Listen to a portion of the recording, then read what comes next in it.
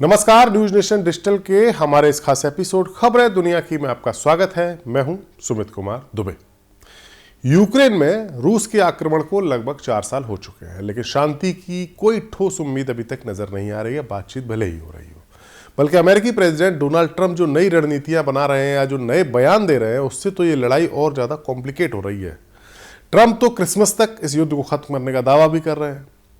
उन्होंने तो दावा किया था कि वो एक फोन कॉल में युद्ध को खत्म करा देंगे, लेकिन अब उनका दबाव यूक्रेन के प्रेसिडेंट जेलेंस्की पर पड़ रहा है।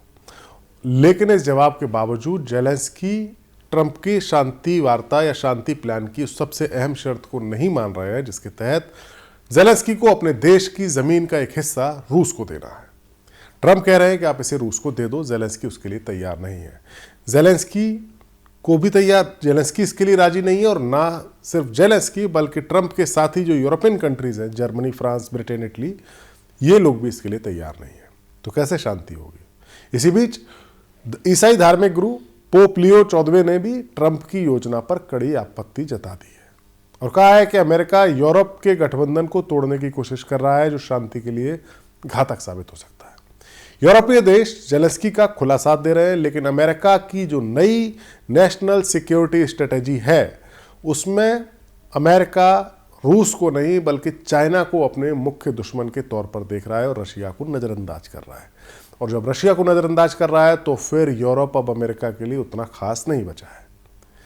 क्या यूरोप अकेले अब यूक्रेन को युद्ध में टिकाए रख सकता है? ये सबसे बड़ा सवाल है, क्योंकि ट्रंप जिस तरीके के बयान दे रहे हैं उससे लगता है कि अगर उनके मुताबिक शांति योजना को अमल में नहीं लाया गया तो वो यूक्रेन का साथ देना बंद कर देंगे।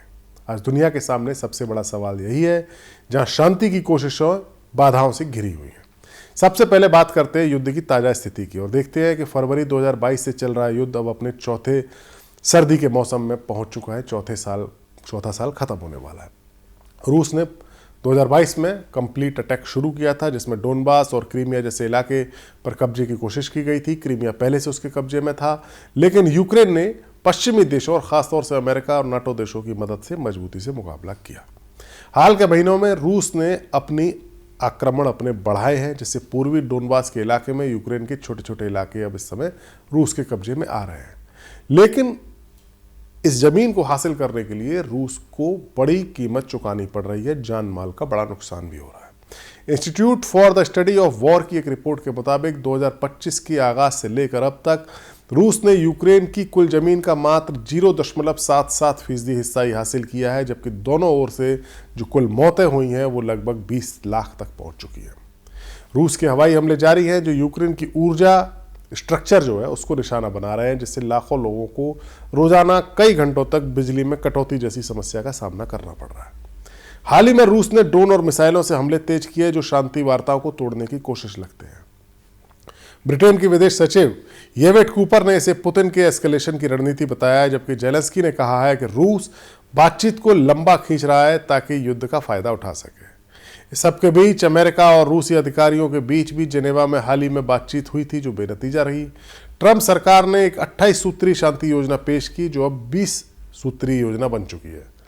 लेकिन ट्रंप जेलेंस्की पर अब इसको एक्सेप्ट करने के लिए दबाव बढ़ा रहे हैं, जो युद्ध रोकने की कोशिशों का सेंटर पॉइंट बन चुका है। ट्रंप ने अपने स्पेशल एनवॉय स्टीव विटकॉफ और दामाद जेरेड कुशनर के जरिए जेलेंस्की से 2 घंटे फोन कॉल में क्रिसमस तक डील फाइनल करने का अल्टीमेटम दिया। उनका कहना है कि रूस इस योजना से सहमत है, जिसमें यूक्रेन को अपनी फौज की संख्या सीमित रखनी पड़ेगी, 6 लाख तक ही रखनी पड़ेगी, और डोनबास के कुछ इलाके रूस को सौंपने पड़ेंगे। ट्रंप का कहना है कि रूस के पास अपर हैंड है इस युद्ध में, यानी मिलिट्री श्रेष्ठता है, और यूक्रेन युद्ध को हार रहा है, इसलिए कंसेशन देकर शांति को खरीदना एकमात्र रास्ता है। ट्रंप ने एक इंटरव्यू दिया है। उस इंटरव्यू में जेलेंस्की पर उन्होंने आरोप लगाया है, और कई आरोप लगाए हैं, और मेन आरोप यह है कि जेलेंस्की शांति में बाधा डाल रहे हैं और योजना को पढ़ ही नहीं रहे हैं। जबकि यूक्रेन के नेगोशिएटर्स का कहना है कि अमेरिका को जो सुरक्षा की गारंटी देने की बात अमेरिका की तरफ से कही गई वो साफ नहीं है। ट्रंप ने यहां तक कहा है कि यूक्रेन जंग का बहाना बनाकर लोकतंत्र को कमजोर कर रहा है। उन्होंने जेलेंस्की पर के कार्यकाल पर सवाल उठाए, जो मई 2024 में ही खत्म हो चुका है, लेकिन चूंकि यूक्रेन में मार्शल लॉ लगा है, लिहाजा वहां चुनाव हो नहीं रहे। ट्रंप का ये दबाव इसलिए भी है क्योंकि वो अब अमेरिका के इंटरेस्ट को प्रायोरिटी दे रहे हैं। लंबे युद्ध से अमेरिकी संसाधन बर्बाद हो रहे हैं और वो रूस के साथ रिश्ते सुधार कर अब चीन पर फोकस करना चाहते हैं। लेकिन ज़ेलेंस्की ने साफ साफ कहा है कि वो अपनी ज़मीन की 1 इंच भी हिस्सा नहीं छोड़ेंगे, क्योंकि ये कानूनी, संविधान और नैतिक रूप से गलत होगा। ज़ेलेंस्की तैयार है कि अगर अमेरिका और यूरोप सिक्योरिटी की गारंटी दे तो 60 से 90 दिनों के भीतर वो यूक्रेन में नए चुनाव करा सकते हैं। इस दबाव के बीच यूरोपियन लीडर ज़ेलेंस्की के साथ मजबूती से खड़े हैं, जो शांति की प्रक्रिया में एक नया मोड़ लेकर आ रही है। ज़ेलेंस्की ने हाल ही में लंदन में ब्रिटेन के पीएम कीर स्टारमर, फ्रांस के प्रेसिडेंट इमैनुअल मैक्रो और जर्मनी के चांसलर फ्रेडरिक मर्ज के साथ मुलाकात की, जहां उन्होंने एक जॉइंट पीस प्लान पर काम किया और इसको जल्दी ही अमेरिका को सौंपा जाएगा। स्टारमर ने कहा कि ये न्यायपूर्ण और स्थायी युद्ध विराम के लिए जरूरी वक्त है, जबकि मर्ज ने ट्रंप के दस्तावेजों पर डाउट जताया और कहा कि आने वाले दिन काफ़ी डिसाइसिव रहने वाले हैं। यूरोपीय देशों ने अब तक अमेरिका से ज़्यादा मदद दी है, यानी इस जंग में यूक्रेन को जितनी मदद अमेरिका ने दी है उससे ज़्यादा मदद यूरोपियन कंट्रीज दे चुके हैं। नेटो के जो यूरोपीय मेंबर्स हैं और कनाडा ने कुल जो मदद है उसका 60% हिस्सा इन देशों ने दिया है। जब जर्मनी ने 38 बिलियन यूरो, लगभग 43 बिलियन डॉलर की मिलिट्री एड दी है। ब्रिटेन ने छोटी संख्या में सैन्य कर्मियों को यूक्रेन भेजा, जो स्थानीय मिलिट्री के जो लोग हैं, यूक्रेन के फौजी, इनको ट्रेनिंग दे रहे हैं। हालांकि ब्रिटेन के फौजी फ्रंट लाइन पर नहीं गए। कूपर ने ट्रंप की आलोचना का जवाब देते हुए कहा है कि यूरोप में वो ताकत देख रहे हैं, रक्षा, निवेश और कीव के लिए फंडिंग के जरिए यूरोप में ताकत दिख रही है, लेकिन यूरोपीय नेता अमेरिकी योजना से डरते हैं, क्योंकि यूक्रेन को भविष्य के हमलों से निपटने के लिए यह योजना असुरक्षित छोड़ देगी। इसलिए एक मजबूत सिक्योरिटी गारंटी होनी चाहिए जो यूक्रेन को मिले। अब समझने की कोशिश करते हैं कि ट्रंप इतना फोर्स क्यों कर रहे हैं कि उनकी योजना को माना जाए, उनकी ज़मीन, यूक्रेन अपनी ज़मीन छोड़कर किसी भी तरह से शांति कर ले, क्योंकि इसके पीछे अमेरिका की नई राष्ट्रीय सुरक्षा रणनीति है।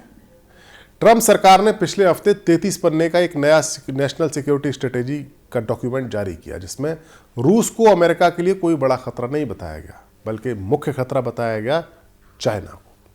इस डॉक्यूमेंट में, इस दस्तावेज में, यूरोपियन यूनियन को अमेरिकी हितों के लिए रूस से भी बड़ा खतरा बताया गया है, वो यूरोपीय यूनियन जो अभी तक अमेरिका के साथ थी, और यूरोप की सभ्यता के विनाश की चेतावनी भी दी गई है।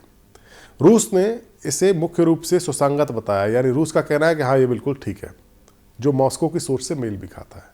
ट्रंप का लॉजिक है कि यूरोप अपनी कमजोरियां, जैसे जो प्रवासन संकट, जो बाहर के लोग वहाँ रह रहे हैं, स्वच्छ ऊर्जा नीतियाँ, उनको ठीक न करने के कारण ही अब धीमे धीमे खत्म होता जा रहा है, और अमेरिका को यूरोप के लोकतंत्र को बचाने की ज़रूरत नहीं है। इससे यूक्रेन पर अपनी ज़मीन छोड़ने का दबाव बढ़ रहा है, क्योंकि अमेरिका का इंटरेस्ट अब पूरे यूरोप की सुरक्षा में बचा ही नहीं, वो उससे दूरी बनाना चाहता है, ताकि अमेरिकी रिसोर्सेज एशिया पैसिफिक इलाके में चीन के खिलाफ लगाए जा सकें। पुरानी अमेरिका रणनीति में रूस की दुश्मनी को प्रायोरिटी दी गई थी, लेकिन अब फोकस रूस से शिफ्ट होकर चीन पर चला गया है। इसी के चलते अमेरिका अब यूक्रेन को सुरक्षा की गारंटी देने में आनाकानी कर रहा है। जर्मनी के चांसलर मर्ज ने इसे एक्सेप्टेबल नहीं बताया और कहा है कि यूरोप खुद अपनी डेमोक्रेसी को संभाल सकता है।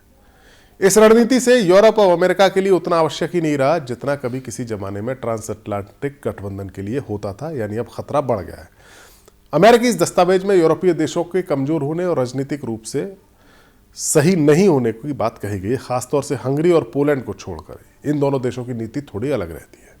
ट्रंप ने कहा है कि कई यूरोपीय देश प्रवासन के कारण विनाशकारी रास्ते पर जा रहे हैं और वे भरोसेमंद सहयोगी नहीं रहेंगे आगे चलकर। इससे अमेरिका यूरोपियन सिक्योरिटी से अलगाव की ओर बढ़ रहा है, यानी उसमें उसका इंटरेस्ट नहीं दिख रहा है, जो नेटो को कमजोर करता है। यूरोपियन लीडर्स चिंतित हैं कि ट्रंप यूक्रेन को बार्गेनिंग चिप की तरह यूज कर रहे हैं ताकि रूस से डील हो सके। तो सवाल ये उठता है कि क्या अमेरिका की मदद के बिना अब यूरोपीय देश ज़ेलेंस्की को इस जंग में बचा सकते हैं? जर्मन मेजर जनरल क्रिश्चियन फ्राइडिंग ने एक बयान दिया। उन्होंने कहा है कि हाँ, यूरोपियन कंट्री बचा सकते हैं अगर राजनीतिक इच्छा शक्ति हो तो। यूरोप यूक्रेन की जंग को जारी रख सकता है। यूरोप ने पहले ही $20 बिलियन से ज़्यादा की अमेरिकी सहायता से अधिक मदद की है, और बाइडेन ने जो मदद मंजूर की थी हथियार देने की, वो 2025 तक वो डील चलेगी। लेकिन चुनौतियां भी बहुत हैं। अमेरिकन इंटेलिजेंस की सहयोग मिलना, अमेरिका का Patriot air defence system, spare parts, ये कुछ ऐसे पहलू हैं जो अमेरिका ही सप्लाई कर सकता है और बेहद अहम है। यूरोप की अपनी लिमिटेशंस है, उसको अपनी क्षमताएं बढ़ानी होंगी, जैसे ISR डेटा को बदलना होगा। बिना अमेरिका के यूक्रेन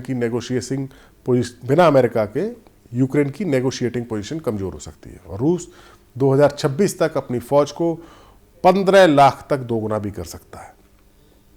यूक्रेन में भर्ती अभियान चल रहे हैं, लेकिन उससे जो लोकल लोग हैं वो नाराज हैं, अशांति हो रही है। यानी यूक्रेन की फौज में फौजियों की कमी है। यूक्रेन में हो रहे भ्रष्टाचार, हो रहे घोटाले जेलेंस्की की साख को नुकसान पहुंचा रहे हैं। पॉपुलर सपोर्ट यूक्रेन में जेलेंस्की के लिए कम हो रहा है। फिर भी यूरोप मदद करके कुछ टाइम और बाई कर सकता है, ताकि ढंग की एक सुरक्षा समझौता किया जा सके और यूरोप अपनी रक्षा को मजबूत कर सके। लेकिन लंबे वक्त तक रूस को रोकना यूरोप के लिए भी बेहद मुश्किल होगा। ये बात ट्रंप समझते हैं और इसीलिए वो जेलेंस्की से अपनी जमीन छोड़कर समझौता करने का दबाव बना रहे हैं। हमारा वीडियो आपको कैसा लगा, कमेंट सेक्शन में जाइए और अपनी राय हमें जरूर दीजिए। नमस्कार।